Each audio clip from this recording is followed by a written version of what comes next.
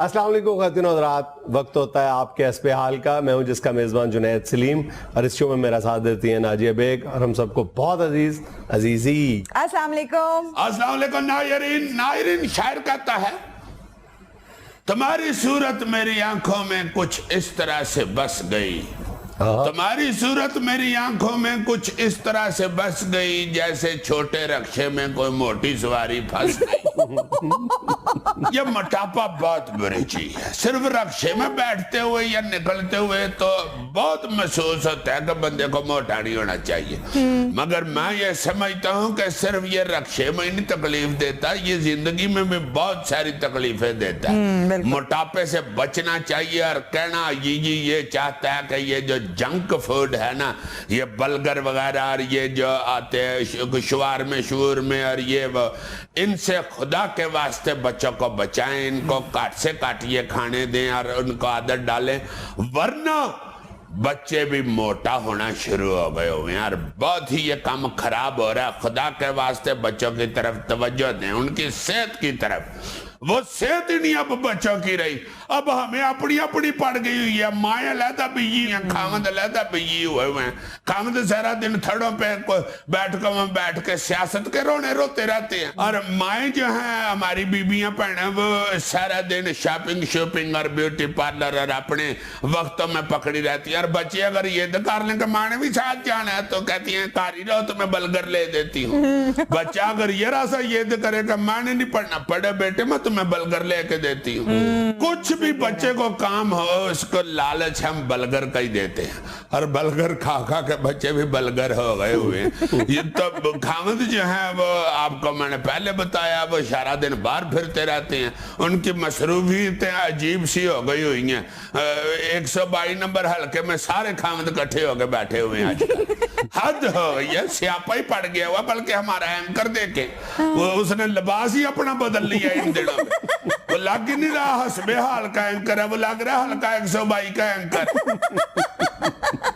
स्यापा पड़ा हुआ। बाहर के लोग जो हैं वो भी सियासत समझते हैं और करते हैं, मगर सिर्फ इलेक्शन वाले दिन अपना वोट डाल के साबित करते हैं कि हम सियासी बाशऊर लोग। बिल्कुल ऐसा ही है। हम लोग निरी बहस करके तो एक दूसरे पर रोब डालना चाह रहे होते हैं कि मुझे भी सियासत का बड़ा पता है। यार पता है तो फिर वोट सही बंदे को डालो यार, बाद में रोना शुरू हो। अगर सियासत का पता होता तो मुल्क का ये हाल होता। इसलिए तो कहता हूँ कि यार ये परहेज किया करो ये वास्कट बूस्कट से। सादी शलवार कमीज चलो ठीक है जुम्मे वाले दिन पहनो, मगर ऊपर वास्कट पहनने की क्या जरूरत है यार। वैसे हम सियासत का पता रखते हैं लेकिन अपनी अपनी मर्जी का। मर्जी ले दे गई है हमें, बल्कि इस मुल्क को मर्जियां ले दे गई। हर बंदा अपनी मर्जी से जिंदगी गुजार रहा है। इधर भाई जो आइन कहता है, जो कानून कहता है, जो मुल्क कहता है, जो मुल्क की इज्जत कहती है, उसके मुताबिक जिंदगी गुजारो। मुल्क को जितने मर्ज लगे हुए हैं अपनी अपनी मर्जी की वजह से लगे हुए हैं। बहुत अच्छे मियां असलम इकबाल साहब, बहुत अच्छे। 6 बटनों वाली वास्कट पहन के फिर मियां असलम इकबाल साहब की तो इतनी खूबसूरत मूछें हैं यार। जी क्या बात है जी, क्या बात है। अकेली उनके मुंह पे चीजें देखे ना तो वो बड़ी अजीब सी लगती हैं। मेरे बाल देखो तो वड्डी ताई लगनी शुरू हो जाती, मेरे कान देखो तो को प्लम्बर लगना शुरू हो जाता, मेरी मूछें देखो तो लगता है भाई का वड्डा रक्षा है। टोटल पैकेज देखो ना उनके मुंह का तो फिर अच्छा मौजूद आदमी लगता है। जो भी है पीटीआई के उस अकेले बंदे ने पूरी नून लीग को मुसीबत डाली हुई है। ये बात तो तुम्हारी बिल्कुल ठीक है जी। क्या कहती हैं खबरें आज? एतजाज हसन साहब फरमा रहे हैं कि लगता है मुस्लिम लीग नून के एक मिनट एतजाज हसन साहब की फीस कितनी है? 10,000 रुपए। कुछ छोटे मोटे वकील नहीं है वो, मजाक समझते हो तुम तो। वो फरमा रहे हैं कि लगता है मुस्लिम लीग नून के दिए बुझ चुके हैं। देखो ना सियासतदान भी कैसे कमाल है, कैसा खूबसूरत फिक्रा का है। पिछले 2, 2.5, 3 साल में किसी ने ऐसा खूबसूरत फिक्रा नहीं कहा। एक दूसरे को इस तरह ओट के पढ़ रहे होते हैं जैसे को फिल्मी करैक्टर एक दूसरे को पढ़ते हैं। चोर है ये, उचक्का है ये, बदतरीन है ये यहूदियों के पैसे खा रहा है, दूसरी तरफ से कुछ, दूसरी तरफ सिर्फ उन्होंने खूबसूरत बात करके हल्का सा फिक्रा कह के पूरा अपना मतमा नजर बयान कर दिया कि नून लीग के दिए बुझने वाले हैं। दिए ही बुझा दिए तो बाकी क्या रह गया है? यार फिक्रा तो नस्तालीक है ना, दिए बुझाए उन्होंने। इत्तेजाज अहसन साहब वकील हैं और मेरा ख्याल है आजकल किसी दरबार का केस लड़ रहे, इसलिए उन्होंने दियों की मिसाल दी है। क्या बात है इत्तेजाज साहब, मैं ऐसे नहीं आपका फैन और ऐसे नहीं आप 10,000 रुपया लेते एक केस का। बनती है 10,000 फीस उनकी। ऐसी खूबसूरत मिसाल दिया। मैं तो कहूंगा कि ये परवेज रशीद साहब, इमरान खान साहब, ख्वाजा आसिफ साहब, सबको ट्यूशन पढ़नी चाहिए इत्तेजाज साहब से। ख्वाजा आसिफ साहब को ना मशवरा दो, वो तो पहले ही सारे दिए बुझाने पे तुले हुए हैं। अच्छा चलो ना सही, इत्तेजाज साहब भी कौन सा तैयार है ट्यूशन पढ़ाने पे, उनकी तो फीस ही 10,000 रुपया। इत्तेजाज साहब ने अपनी अगली जो टैक्स रिटर्न है ना, उसमें तुम्हारे ये जुमले शामिल कर देने। क्यों जी? इस दफा तो वो कह चुके हैं ना कि नवाज शरीफ साहब 40 लाख टैक्स दे के कौम पर एहसान जता रहे हैं, मैं इससे 4 गुना ज्यादा टैक्स देता हूँ। 4 गुना ज्यादा यानी कि कोई 1.5 करोड़ से भी ज्यादा? हाँ जी, टैक्स देते हैं सिर्फ। यार इतना टैक्स वो किस तरह देते हैं? फीस उनकी तो 10,000 रुपया है। फिर वो कोई पार्ट टाइम काम करते हैं, मोबाइल ठीक करते हैं। ज्यादा टैक्स बढ़ता तब थोड़ी फीस तो नहीं है ना यार। अच्छा जी, पार्लियामेंट हाउस और लॉजेस में चूहों की भरमार, रजा रब्बानी बरहम। पार्लियामेंट हाउस में चूहों की भरमार, इसमें खबरियत क्या है? इसमें खबरियत ये है कि एवं नहीं मुल्क का खजाना टोक के रख दिया है को बात करने वाली, जहां पे मुल्क की करीम रहती है उधर चूहे फिर रहे हैं बड़े बड़े, और इतना इतना बड़ा मैंने सुना है उधर चूहा है। वो किसी की बात भी नहीं सुनते, उनको कोई नौकर अगर निकालने लगे तो वो सीधा आगे से आकड़ जाते हैं। ਤੁਹਾਡੇ ਪਿਓ ਦੇ ਪੱਲੇ ਖਾਣੇ ਆ, ਗਵਰਨਮੈਂਟ ਦੇ ਖਾਣ ਨਹੀਂ, कुछ करके खाओ ना। ਤੇ ਇਹ ਕੀ ਕਰਨ ਨਹੀਂ ਇਹ ਸਿਆਸਤਦਾਨ ਵੀ ਇਹੋ ਕੁਝ ਹੀ ਕਰਦੇ ਨੇ, ਇਸ ਵੀ ਜੀ ਕਰਨ ਨਹੀਂ। और ये ऐसे ऐसे तगड़े चूहे हैं, ये बिल्ली शिल्ली से भी नहीं डरते। अगर कोई बिल्ली सामने आ भी जाए ना तो उसको बड़े आराम से कहते हैं, जा पैंट मेरी जाके अपने बच्चे सामने जा, तेरी खैर हो। और जा तो तुम अब तुम क्या हमारा रीच तो सिगरेट पीता ही था, ये चूहा भी पीता है। यार पार्लियामेंट में फिरने वाला चूहा है, भावे सिगरेट पिए तो भावे सिगरेट पिए। वजीर आला खैबर पख्तूनख्वा परवेज खटक का कहना है कि हर शरीफ आदमी की तरह मैं भी अपनी बेगम से डरता हूँ, बेगम से डरने में ही समझदारी है। बहुत अच्छी बात है। वैसे तो हर शरीफ आदमी डरता ही है, मगर आप साथ ये ला लिया करें कि हर शरीफ आदमी और हर कमजोर आदमी बीवी से डरता है। इस तरह के जुमले बना के हम मर्दों ने अपना पर्दा रखा हुआ, रहने दो यार। नहीं वो बात तो तुम्हारी ठीक है, मगर मैं परवेज साहब से ये कहना चाहता हूँ कि हजूर आप अगर ना भी शरीफ होते तो आपने क्या कर लेना था। इसलिए आप साथ जरूर कहा करें कि हर शरीफ और हर कमजोर आदमी। माशाल्लाह सेहत के हवाले से तुम्हें एक किस्सा सुना दूं। हमारे तो घर में बेगम को गुस्सा चढ़ा हो तो वो दरवाजा बंद कर देती है ना, दौड़ जा आज घर नहीं बढ़ सकते तुम। तो परजाई हमारी को अगर गुस्सा चढ़ा हो ना तो परवेज साहब घर है, दरवाजा खुला होता है, मगर दरवाजे के दरमियान एक पोडिस्टल फैन चल रहा होता है और सरकार बेचारे सारी रात पोडिस्टल फैन के आगे जोर लगाते रहते हैं।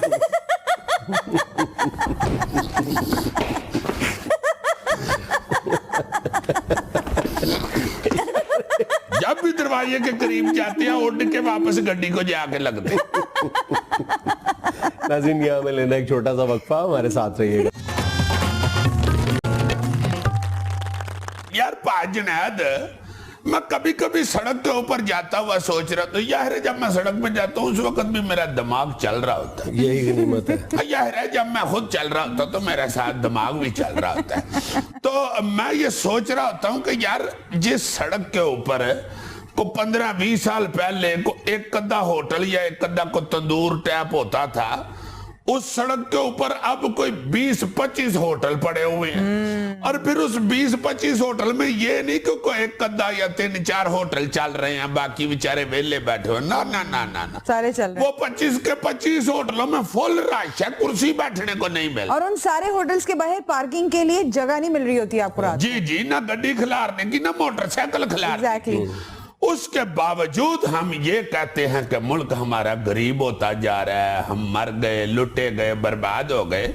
जबकि यार ये चीजें देख के, बड़े बड़े शॉपिंग मॉल देख के, ये जो बड़े बड़े ग्रोसरी स्टोर हैं, ये देख के तो हैरान कुन अपना बंदा हो जाता है कि यार इतना रश, इतनी शॉपिंग, इतने हजारों क्या लाखों रुपए लोग खर्च कर रहे हैं, तो कहां से गुर्बत है या कहां से ये जो गुर्बत वाला मामला है कि फलां मुल्क गरीब है या नहीं है, तुम्हारी बात 100% ठीक है। अपना लिविंग स्टैंडर्ड हम पिछले 15-20 साल में देख लें कहां से कहां चला गया है।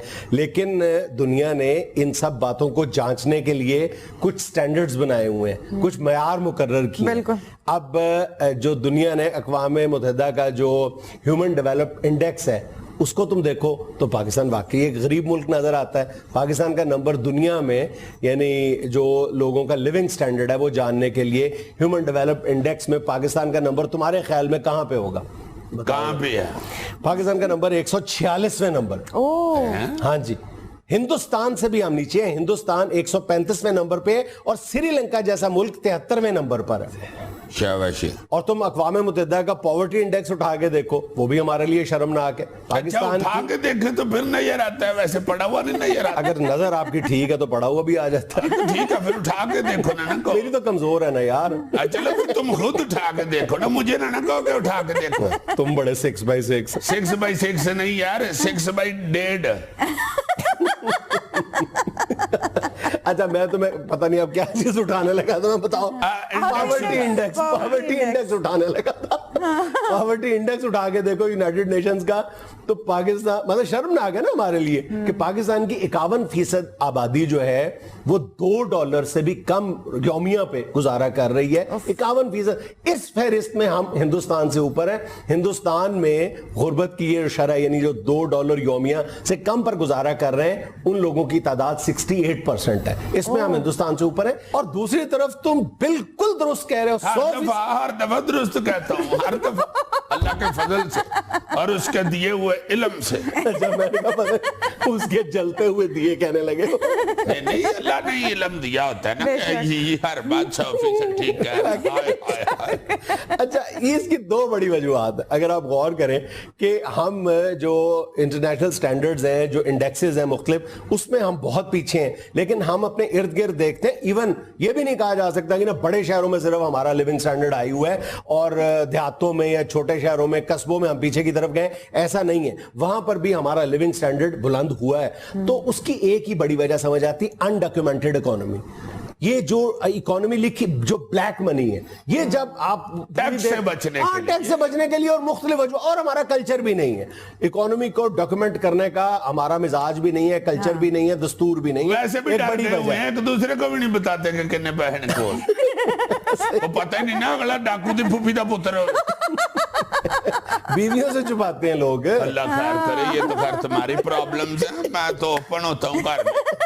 अच्छा, और दूसरी बड़ी वजह यह है कि हमारे यहाँ जो लोग गुर्बत की ये जो शरह हम बता रहे हैं, इससे नीचे एक दफा गिर गए हैं, तो दूसरा जो गुर्बत की शरह से ऊपर रह रहे हैं, उसने कभी ये जहमत गवारा नहीं की, ना माशरे ने, ना हुकूमत ने, ना हमारी जो फैसला साज कुव्वतें उन्होंने, कि उस जो पसमानदा आबादी है जो गुर्बत की लकीर से नीचे जिंदगी गुजार रही है, उसका हाथ पकड़ के उसको थोड़ा सा ऊपर उठा लिया जाए। कभी हमने सिंसेरिटी के साथ इस बात की कोशिश ही नहीं की। इसलिए हमें लगता यह है, जो किसी हद तक दुरुस्त भी है, कि मजमूई तौर पे हमारा जो मयार जिंदगी है वो बुलंद हुआ है। अब तो मैं एक मोटी सी मिसाल देता हूं। यार मोटी मिसाल ही होगी तुम्हारे पास, ब्रीक कहां से आई? ब्रीक येन वाले के पास ब्रीक मिसाल।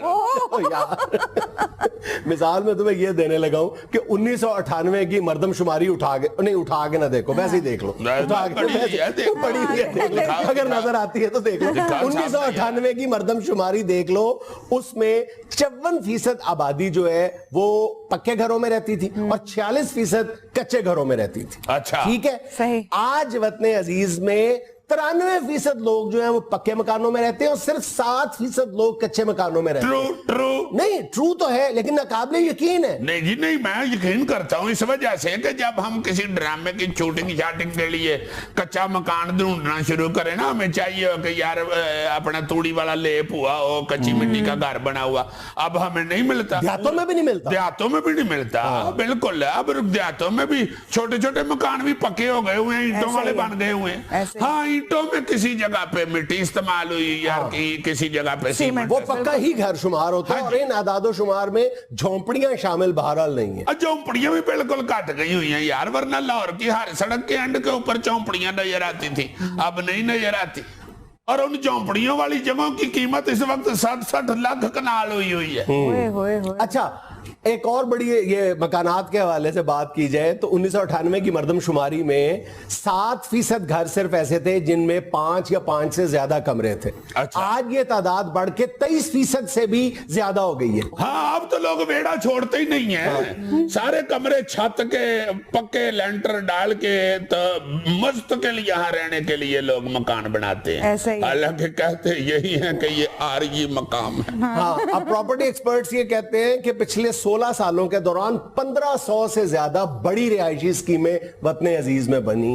1500 से ज्यादा। हाँ जी, हाँ जी, हाँ जी। मलक रियाज साहब के बाद तो हलाला नहीं हो गई है ना, हर बंदा छोटा सा मलक बनने चला हुआ है। ये राज ढूंढना जो मिस्त्री घर बनाता है बड़ा मुश्किल हो गया हुआ है। जिस तरह ईद पे कसाई ढूंढना वक्त होता है ना, इस तरह अब सारा साल राज नहीं मिलता, और जो मिलते हैं उनके नखरे हार्ट के डॉक्टरों से ज्यादा है। और जो कोई राजमिस्त्री मिल भी जाता है वो ऐसी दीवार बनाता है टेढ़ी मेढ़ी, कोई कह दे ना कि उस्ताद जी दीवार टेढ़ी है तो कह देते 2 तुप्पा लगेंगे ठीक ही हो जाएगी। हाँ, इसी तरह एक राज ने दीवार टेढ़ी बना दी ना, ऊपर से जाके बाहर निकल आई दीवार। अब जो छतीर था ऊपर डालना था वो नाप के लेके आए हुए थे 10 फुटा। वो दीवार टेढ़ी होने की वजह से ऊपर की वो जो लेंथ थी वो हो गई 10.5 फुटी। तो बेचारा फीता नाप के नीचे अपने मालिक मकान को कहता मुबारक हो जनाब, और ऊपर से आपका प्लाट बड़ा हो गया।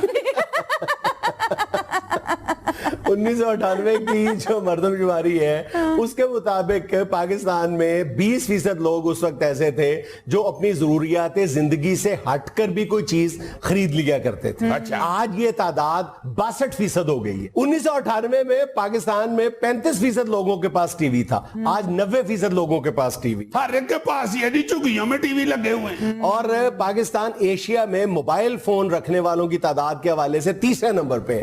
अच्छा, 3रे नंबर पे। एशिया में कितने कितने बड़े जायंट्स हैं। हर बंदे के पास गोती रेडी वाला भी एक हाथ से रेडी चला रहा होता है, दूसरे हाथ से फोन सुन रहा होता है। हाँ जी, हाँ जी। अकी क्या आई, चटका लग गया, ये रखी क्या आई।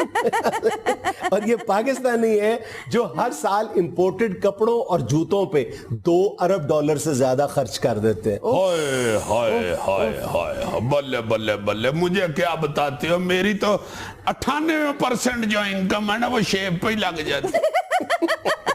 पूछो ना क्यों। यार वो समझदार है, उसको पता चल गया। बस करो, जरूर वजाहत करानी है यार, एरिया बड़ा है यार। एक वक्त होता था कि एक मोहल्ले में क्या 2-3 मोहल्लों में सिर्फ एक आध गाड़ी या पूरे शहर में 5-10 गाड़ियां हुआ करती थी। आज आलम यह है कि पाकिस्तान में हर 11वें घर में गाड़ी मौजूद है और हर 5वें घर में मोटरसाइकिल मौजूद है। यानी लाहौर में 8 लाख और कराची में 18 लाख गाड़ियां मौजूद है। भाई जी, ये तो आप शहरों की बात कर रहे हैं, अब तो गांव के ये हालत हो गई हुई है कि गांव के लोग घर पहुंच के अपनी बीवी को कह रहे होते हैं, पलिए लोग के गड्डी की डिग्गी खोल के विचों पाथियां कट लै चाचा, पिछली सीट ते शटाला भी पे आई, वो भी कट लई, अपना खा लई ते बकरे वास्ते रख छड़ी। बकरे का भी ख्याल करया करो, आंदा खा सारा आप जांदा ते मेरे ते पा दिंदा। लेना एक छोटा सा वक्त था, हमारे साथ रहिएगा।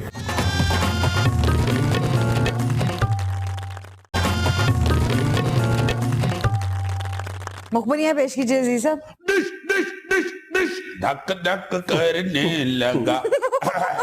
मुखबरियां सुन के मेरी तो लोगों का दिल धक धक करना शुरू हो जाता है। ऐसी ऐसी खतरनाक मुखबरी भी मैं किसी वक्त सुना देता हूँ, मगर आपको जो पहली मुखबरी सुनाने लगा हूँ वो थोड़ी सी अफसरदा है और मयाया भी है। अच्छा।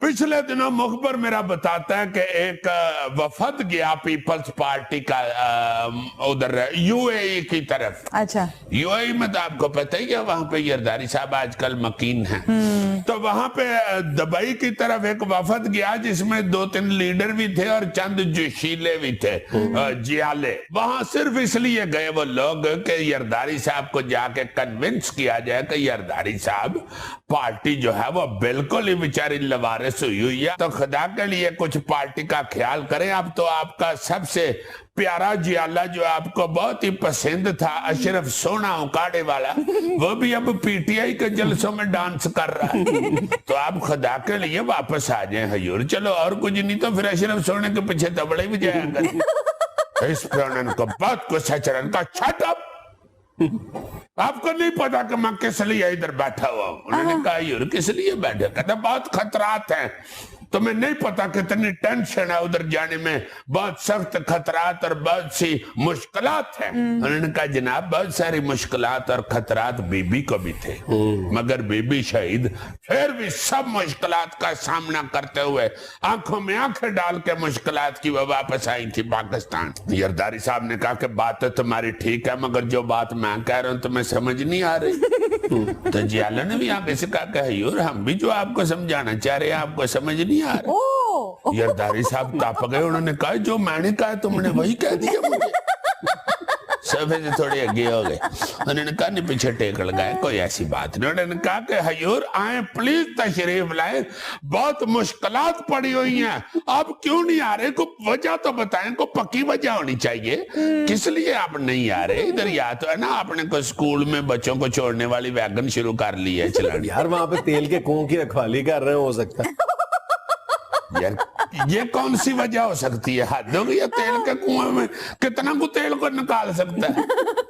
कुएं के अंदर जो होता है इतना गहरा है, उसमें से कोई बंदा चलो बाल्टी भर के ले जाएगा, कोई जो बाल्टी निकली कोई फर्क नहीं पड़ता। तुम जरदारी साहब को जानते नहीं हो। अच्छा जी, एक बाल्टी भी उनके लिए बहुत कीमती है, वो भी कम है।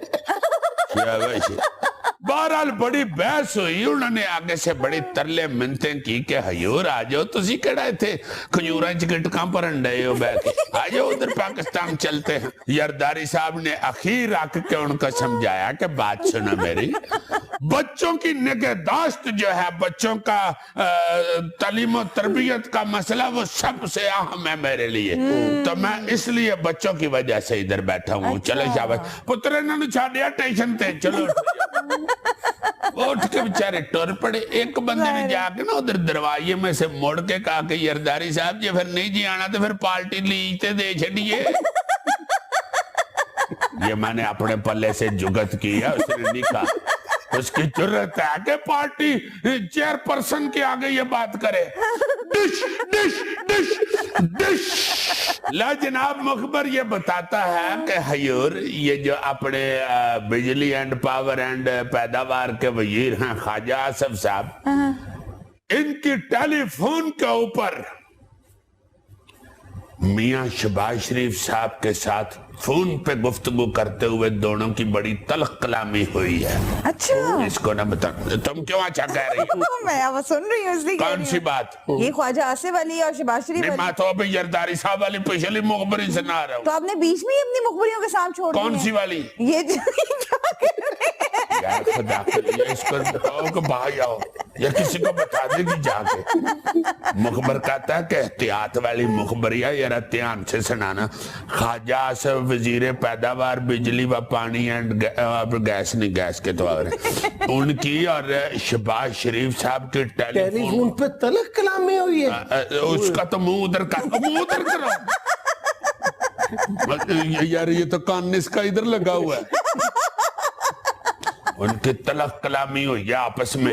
और मुखबर बताता है कि फोन जब बंद हुए हैं ना तो दोनों ने एक दूसरे को खुदा हाफिज या सलाम अलैकुम ही नहीं कहा, एकदम दम दम फोन बंद किए, जैसे कर्मा फिल्म में दिलीप कुमार और अनूपपुर खेर ने नहीं थे किए। अच्छा, वाकई हाँ यार सारा तो वो सुन रही, तुमने तो बीच में एक दफा भी वाकई या अच्छा नहीं कहा। ये मिटा दो यार सारी मुखबरी। तुम्हारे मुखबर की है 100% ठीक मुखबरी है, क्योंकि अच्छा। दोनों की चपकला यहाँ तक पहुंच गई है कि आज भिक्की थर्मल पावर स्टेशन का जो इफ्तिताह था, इतनी बड़ी तकरीब थी, उसमें ख्वाजा आजम साहब नहीं थे। हाँ जी, वो तो मुखबर बता रहा था कि सियालकोट एक दोस्त के थड़े पे बैठ के कह रहे थे नंदीपुर वाला भी मेरिया बादुआं बंद होया ते भीखी भी नहीं चलना, वेख लेना। मैं तो बादुआं ही दियांगना, फिर मेरे नाल लड़नगे ते फिर मैं तो बादुआं ही देनियां हैगियां ने। डिश डिश डिश डिश। खलीजी रियासत में 2 हमारे गए हैं अफसरान गैस का मुआहदा करने के लिए। अच्छा, अरबियों के साथ बैठ के गैस का मुआहदा तय हुआ, पाता हुआ, सारे रेट रूट तय हुए गैस के। अरबी जुबान में, अरबी जुबान में ही हुआ ना कि क्या रेट उन तुम्हारी गैस उनका उन।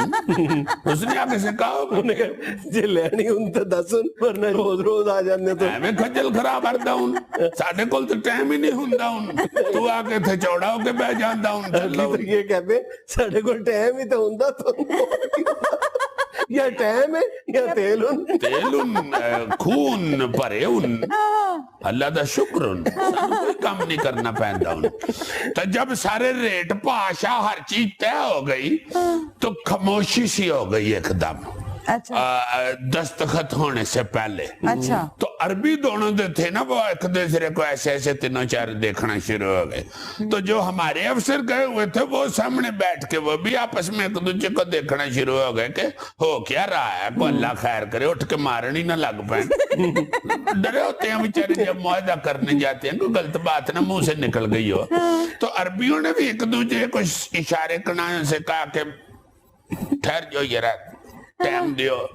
तो वो नहीं बोल रहा कोई भी। अखीर पाकिस्तानी हमारे जो अफसर थे उन्होंने पूछा कि भाई जी खैर है, खामोशी क्यों इख्तियार कर लिया आपने, को हमारे मुंह से गलत बात निकल गई है या रेट आप गलत तय कर बैठे हैं, हुआ क्या है, किस लिए आप खामोश हो गए हैं, आगे आप इसको प्रोसीड नहीं कर रहे। अरबी ने कहा कि गल उन ये उन पिछली हुकूमत उन तुम्हारी उन पाकिस्तानी उनकी हुकूमत उन जो थी उन उसके 2 वजीर इधर आए उन, इधर आके साडे नाल गैस वैस दा रेट शेट तय करदा उन। तो जब फाइनल हो जांदा उन तो फिर कहंदा उन कि साडा विचों हिस्सा किन्ना हुंदा तुन। तो असी हुण ए उडीकदे उन कि तुसी भी अपना हिस्सा मंगदे उन या नहीं मंगदे उन।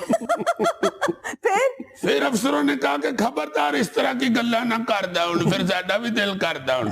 नौन हम मुनशरीफुन नफ्सन बंदाउन अफसरन नाटुन रिश्वतुन लेंदाउन ओके उन करुन दस्तखुन।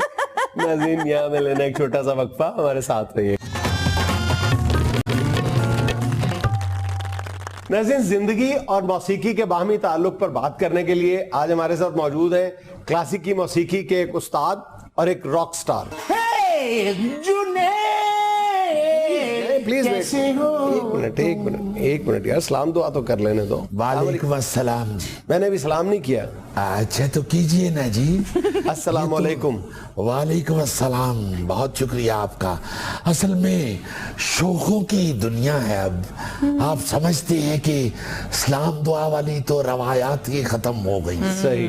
अब तो ये लोग जो हैं, ये चीखो पुकार वाले लोग जो सारी जिंदगी अब तकलीफ में गुजार रहे हैं, ये बेचारे कब अब सलाम लेने का चांस देते हैं लोगों को। खान साहब, इससे इंसान चौकस रहता है। अच्छा जी। ए जुनैद, कैसे हो तू? एक मिनट बेटा, एक मिनट। ये मुंह बर्बाद करने में आपको सुबह कितना वक्त लगता है? तकरीबन 3 घंटे। My God. आप लोग को सोए हुए उठते हैं तो मुंह बर्बाद होता है, हमें वक्त लगता है। ये जितना बर्बाद हुआ है वक्त लेता होगा लास्ट। तो जुनैद मियां, असल में मसला तो है पुरानी रवायात का, सही, पुराने फैशन का। वो रवायात जो हमारे बड़ों की थी, जो लिबास पहनावा जो होता था, जिससे लोग मुअज़्ज़ज़ लगते थे, जिससे लगता था कि खान साहब तशरीफ ला रहे हैं। और खान साहब जरा अब इनका ड्रेस मुलाहिजा फरमाइएगा। ये देखें जरा खान साहब, ये देखें। अब तो बेटे ये पता ही नहीं चलता कि बच्चा वाकई फैशन करके आया हुआ है या बच्चे को किसी ने ज़ोदोकोप किया हुआ है। तो ये जो सारे फैशन है नए, ये सारे ही तकलीफ दे हैं, किसी में भी राहत महसूस नहीं होती। खान साहब, हम आप लोगों की तरह नहीं है। यही लोई लेकर ऊपर और गाना गा लिया, यही लोई तले बिछा के ऊपर सो गए, हम वो लोग ना। सोने की ड्रेसिंग और गाने की ड्रेसिंग और जाने की ड्रेसिंग कोई और। बस करो बेटे, हमने देखा हुआ आपके सोने की डिजाइनिंग को भी। एक दफा हम इंग्लैंड चले गए शो करने के लिए जनाब। अल्लाह जन्नतों में घर करे, तुफैल नियाज़ी साहब के साथ। तो हमने उधर अपनी इन गुनाहगार आंखों से देखा कि इसी तरह का एक जदीद सिंगर टेलीफोन बूथ में अपने कुत्ते को गले लगा के सोया हुआ है। और हमने अपने इन गुनाहगार कानों से खुद सुना, कुत्ता उसे कह रहा था कि भाई थोड़ा परे होके सोएं, आप में से बदबू बहुत आ रही। खान साहब, आप कब गए थे इंग्लैंड में? आपको घुसने किसने दिया? शोखी करेगा ये बच्चा।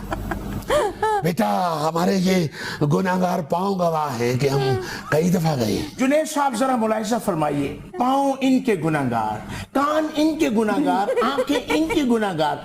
आप मौसीकी छोड़ के अल्लाह अल्लाह किया करें। शोखी मुलाहिजा फरमा रही। बेटा हम अपने काम को भी इबादत समझ के करते हैं अल्लाह के फजल से। और ऐसे ही नहीं मौला ने रंग लगाए हुए। कौन से रंग लगे हुए हैं? खान साहब, आप जिस 1.5 मरले के मकान में 150 साल से रह रहे हैं, आज तक उसको रंग नहीं हुआ। आपके घर में फकीर आता है, बजाय कुछ लेने के कुछ दे के जाता है। बहुत हो गई भाई, नहीं खान साहब नाराज नहीं होना। नहीं भाई, बहुत हो गई, प्लीज नाराज नहीं होना। बहुत हो गई भाई, बहुत हो गई। खान साहब यार आप ऐसी बात क्यों कर रहे हैं? I am sorry, please. ऐसे खान साहब, आप बना के लाए खान साहब को। नहीं भाई, मत शोखे को भेजिएगा, खबरदार ये ना हमें बुलाने आए। हद हो गई है, ऐसा शोखा बच्चा इसे ना भेजिएगा हमें बुलाने के लिए, हम खुद ही आएंगे। व्हील चेयर लेकर आऊं? ये देखिए फिर वही खौफजदा झुकते हैं, शोखा आदमी कर रहा है। ये देखिए तो सही, आइए। ऐसी नामुराद जुगत करता है कि जिससे दिल को हाथ पड़ जाए। व्हील चेयर लेके आ रहे हैं, देखिए कुछ खैर की जुगत करवाई। खान साहब आप तशरीफ रखिए। अल्लाह ताला आपको सेहत, जिंदगी, सलामती और तंदुरुस्ती दे। बहुत शुक्रिया, बहुत शुक्रिया। क्या क्या दे अल्लाह ताला? सेहत, जिंदगी, सलामती और तंदुरुस्ती। देखिए कैसी अच्छी जुगत है। जुगत नहीं, दुआ दे रही है भाई इस उम्र में जितनी चीजें वो अल्लाह से दिलवा रही हैं, ये जुगत ही है। आपको ख्वाब में सफेद कपड़ों वाले बंदे नजर आते हैं?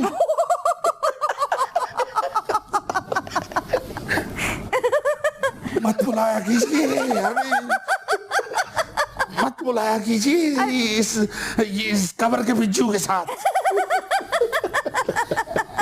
खान साहब प्लीज। यहाँ में लेना एक छोटा सा वक्फा। खान साहब हमारे साथ ही है। खान साहब आज क्यों आप इतने गुस्से में हैं? गुस्से में क्या होना है भाई, बदतमीजी किए जा रही है। कुछ इखलाकियात भी कोई जहन में रखनी चाहिए। पहले ही परेशान यहाँ पहुंचे हैं। क्यों भाई कोई तकरीबन 3.5 घंटे से रक्शे में बैठे हुए हैं। ओहो, क्यों? क्या उतरना भूल गए थे? ऐसे बच्चे इंसान के नहीं होते। कुछ हया करो बेटा, रश इतना था, सड़कें सारी बंद पड़ी है।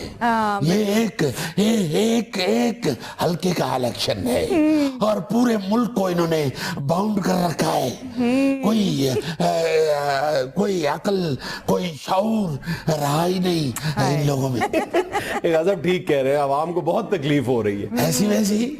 और उस तकलीफ में निकल के हम आपकी हाजिरी के लिए यहाँ पहुंचे, ऊपर से शौकी से बात नहीं आ रही, ऊपर से दोनों पार्टियों की तरफ से अपने अपने जलसों में पेश की जाने वाली बेहंगम मौसीकी, ऐसे बेसुरे सियासतदान आ गए हैं।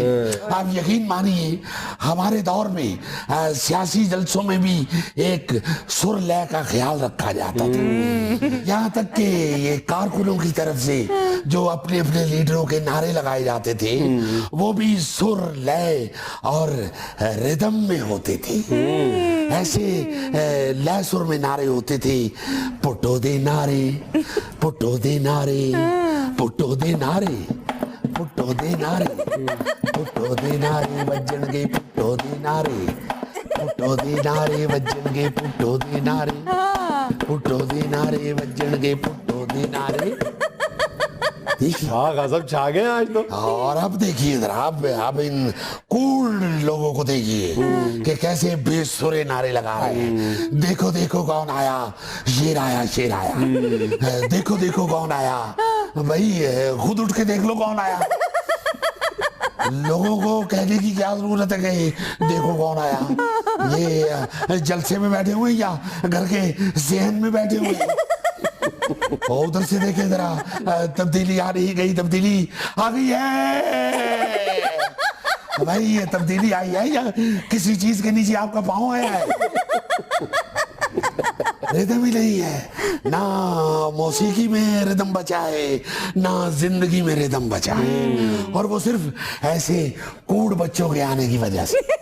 खान साहब किस सुर लय की आप बात कर रहे हैं? आपके वक्तों में जलसों में लोग टांगे और रेड़ों पे आया करते थे, आप जाके जलसों में देखें 8-8 हजार गाड़ियां होती हैं। 8-8 हजार गाड़ियां भी होती हैं और 8-8 हजार गालियां भी होती हैं। क्या कहने और भी वो भी बेहुदा गालियां। आप यकीन मानिए जुनैद साहब, हुदा गालियां कौन सी होती है? गाली बेहुदा ही होती है। आपकी बात बिल्कुल बजा है, मगर ये जिस हमारे दौर के तांगों और रेड़ों की बात करते हैं, वो तांगे और रेड़े भी सुर लय में होते थे। लय में तांगा चलता था बेटा, तांगा भी अजीब लय में।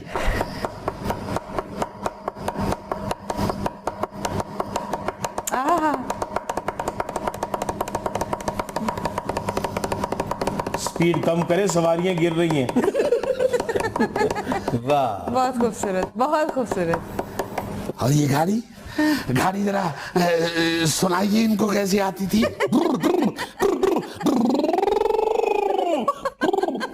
सुन रहे हैं? जी जी। सलेंसर के बगैर बेहंगम आवाज, धुआं। हमारी गाड़ी का धुआं नहीं, आपका घोड़ा लिद की जगह लड्डू करता था। भाई कम से कम हमें तो यहाँ बैठना मुहाल हो रहा है। कैसा बदसौक आदमी है। नहीं, ये था आज का इस पे हाल। खुश रहे, खुश रखें। आपसे मुलाकात होगी इंशाल्लाह कल। अल्लाह हाफिज।